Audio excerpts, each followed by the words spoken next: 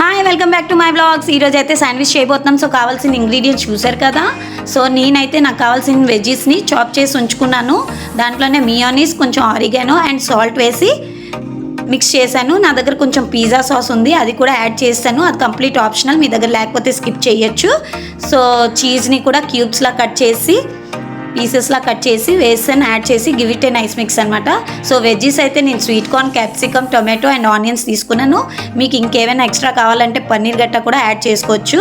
So తర్వాత flame on చేసి నేను తవా పెట్టేశాను. సో ఈ శాండ్విచ్కి మనం బటర్ యూజ్ చేయట్లేదు, నేనైతే ఘీ అప్లై చేశాను.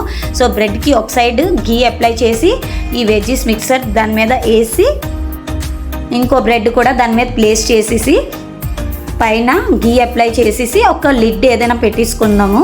సో 1 మినిట్ తర్వాత ఫ్లిప్ చేసేస్తే ఇంకా యమ్మీ శాండ్విచెస్ రెడీ. సో మీరు కూడా డెఫినెట్గా ట్రై చేయండి. ట్రై చేసి ఎలా వచ్చిందో నాకు కమెంట్ చేయండి. Don't forget to subscribe.